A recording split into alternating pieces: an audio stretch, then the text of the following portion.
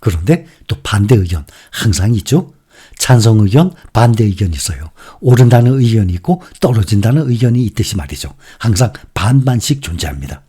반대 의견을 또 보면 미국의 유명 경제학자 데이비드 로젠버그 리서치 회장이 주식시장 투자자들을 경고를 했습니다. 어제 비즈니스 인사이드에 따르면 로젠버그는 지난 2000년 닷컴 버블이죠. 지난 2000년의 닷컴 버블 수준의 거대 거품이 주식시장을 중심으로 형성 중이라고 말을 하고 향후 조정이 불가피할 것으로 전망을 하고 있습니다. 데이비드 로젠버그 회장은 고객들에게 보낸 서한에서 미국 기업들의 밸류에이션이 주가 상승 랠리를 따라잡지 못하는 상태라고 설명을 했습니다.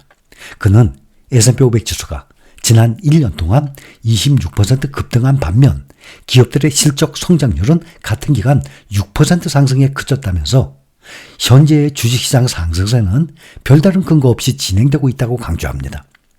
이어서 S&P 500 기업들의 12개월 선행 주가 수익 비율 PER이 약 21배로 지나치게 확대된 점을 지적을 하면서 PER이 역대 최고 수준에 도달함에 따라서 미국 증시가 대규모 조정에 더욱 취약해졌다고 밝혔습니다.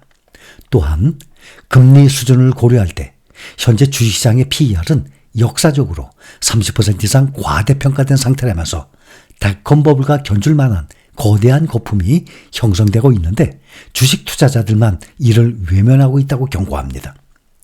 앞서서 데이비드 로젠버그는 지난 22일에도 CNBC와의 인터뷰에서도 연준의 통화정책 이 불확실성을 지적을 하면서 높은 금리가 더 오랫동안 유지될 경우 리스크 대비 보상 차원에서 주식보다는 현금 비중을 늘리는 것이 유리할 것이라고 강조한 바가 있습니다. 이렇게 주식시장의 속성이라고도 할 수 있는 이 불가피한 것입니다. 이 불가피한 시장의 붕괴가 찾아왔을 때 투자자들은 어떻게 해야 할까요? 한 가지 확실한 것은 공포와 두려움에 빠져서 열심히 모아온 이 아까운 주식을 다 팔아치워서는 절대로 안 된다는 점입니다. 정말 떨어지는 과정에 높은 가격에 팔고 한참 떨어져서 바닥에 사면 정말 좋겠죠. 그렇게만 할 수 있다면 누구든지 해야 합니다. 자산 배분의 원칙을 일관성 있게 유지해 나가는 게 참 중요합니다. 시장이 등락을 거듭할 때마다 포트폴리오의 균형을 다시 맞추는 기술을 익히게 되면 시장이 들뜬 분위기에 사로잡혀서 주가가 치솟을 때 차라리 보유했던 주식을 매도하고 시장의 분위기가 가라앉을 때 약세장일 때 주가가 한없이 형편없이 떨어져 있을 때 그때 주식을 매수할 수도 있는 것입니다. 주가가 극적으로 떨어지면 주식 보유 비중을 과감히 늘려서 주식을 더 많이 살 수 있어야 합니다. 그렇게 실행을 하려면 말은 쉽지만 용기와 아주 두둑한 배짱이 꼭 필요합니다. 우리가 거품과 붕괴의 역사 속에서 배울 수 있는 가장 값비싼 교훈은 장밋빛 전망이 넘쳐 흐를 때 그때는 수익률이 별로 높지가 않을 것입니다. 그러나 시장이 얼어붙었을 때 그때 매수는 가장 높은 수익률을 얻을 수 있는 것 아니겠습니까? 그러니 주식이 인기가 없어지고 모두가 외면을 할 때 시장이 이렇게 떨어졌는데 뭐가 좋다고 기회라고 하느냐 이런 사람들이 꽤 많아요. 주가가 하락할 때 고맙다고 얘기하면 저 사람 정신 나간 거 아닌가 이렇게 생각하는 사람들이 참 많거든요. 2022년도에도 그랬습니다. 주위에서 우리는 주가 떨어져서 좋은 기회라고 얘기했을 때 여러분들의 주위 사람들은 이 사람 주가가 이렇게 떨어져서 손해를 봤는데 뭐가 좋다고 그러냐 이렇게 말하는 사람들이 꽤 많았을 겁니다. 일반적으로 보면 사람들은 누구나 주식시장에서 과도한 자신감을 갖는 경향이 있어요. 이 과도한 자신감은 좋습니다. 사회생활에서 살아나가는데 중요한 역할을 할 수도 있겠지만 주식 투자의 세계에서는 절대로 그렇지가 않습니다. 새로운 사업을 시작한 사람 가운데 80% 이상은 자신이 사업을 해서 성공할 가능성이 아주 높다고 생각을 합니다. 누구든지 사업 망할 거라고 생각하고 사업을 시작한 사람이 어디 있겠습니까? 작은 자영업부터 말이죠. 대부분의 사람들은 열의 8, 9은 나는 자영업, 사업을 해서 나는 돈을 벌 수 있다, 성공할 수 있다고 생각합니다. 그러나 실제로 성공하는 사람은 이 사람들의 채 3분의 1도 안 된다는 것을 우리는 모두 알고 있습니다. 주식시장에서 흔한 말이 있어요. 아니 내가 팔고 나니까 주가가 올라. 그런 경우 참 많아요. 그게 그 때를 인내심 끈기가 없어서 그래요. 그만큼 기다렸는데 그만큼 기다렸으니까 그때부터는 올라요. 근데 그때가 기다림의 끝이거든요. 더 이상 기다릴 수 없는 상황이에요. 그러니까 내가 완전히 공포라든지 정말 기다림의 끝에서 팔았는데 그때부터 오르는 건데 그때까지 기다리지 못하고 마침 그때 팔아요. 이런 말들을 많이 하는데 인내심이 없어서 끈기가 없어서 그런 것입니다.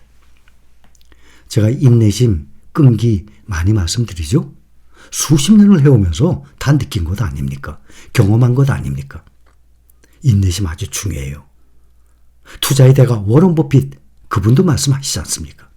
내가 산 주식이 안 오른다고 기다리다가 지쳐서 팔아버리면 공교롭게도 그 후부터 또 올라요.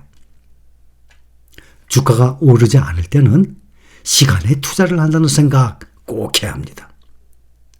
올바른 주식 투자는 원래 시간에 투자하는 거거든요. 우리 모두 시간에 투자하고 있죠? 금액만 볼 필요 없어요. 그리고 또 장기 투자를 하게 되면 매일매일 주식판을 보면서 지금 몇 프로 올랐네? 좀 이따 보면 또 이건 몇 프로 떨어졌네? 매일매일 그냥 하루에 몇 번씩 막 보면서 그렇게 되면 특히 상승할 땐 괜찮지만 하락을 할 때는 사람들이 못 견뎌요. 장기 투자 못해요. 그냥 딱 덮어두는 방법이 가장 좋아요. 가끔씩 보세요. 평균적으로 보면 주식을 매수한 지 한 3, 4년이 지나야 대부분의 사람들이 수익을 내기 시작해요. 3, 4년 지나요? 그러면 1년에 10%씩 3, 4년 지나면 제가 5년 말씀드리죠? 5년이면 제가 2배 말씀드렸잖아요. 3, 4년이 지나야 한 5, 60% 이상 수익 나요. 그 정도면 만족하기 시작하거든요. 근데 그게 5, 60% 이상 내가 1억 투자해서 1억 5천 50% 이게 몇 년 걸리거든요. 내가 투자한 금액에서 50% 수익을 내려면 몇 달, 1년이 아니 1년에 50%가 어디 있어요. 근데 작년 같은 경우 2023년도 차이나 전기차가 그렇게 떨어졌는데도 5개 종목 다 합하니까 41% 나왔잖아요. 1년 동안. 이거 어마어마한 수익이에요. 1년에 41% 수익이라면. 근데 5종목이 모두 상승이라고 칩시다. 그러면 정말 높은 수익이 나왔죠? 한 60% 이상 나왔을 겁니다. 근데 이런 경우는 극히 드물어요. 인내심을 가지고 주식을 보유하면서 시간에 투자를 하는 방법이 최선의 투자 방법이에요. 잘 알고 계시죠? 우리 신림가족 여러분들은 모두 시간에 투자하는 방법, 최선의 투자 방법이라는 걸 알고 계십니다. 더군다나 우리는 개별 종목이 아닌 뭡니까? 시장 전체에 투자를 하는 ETF 종목들이 거의 대부분 아닙니까?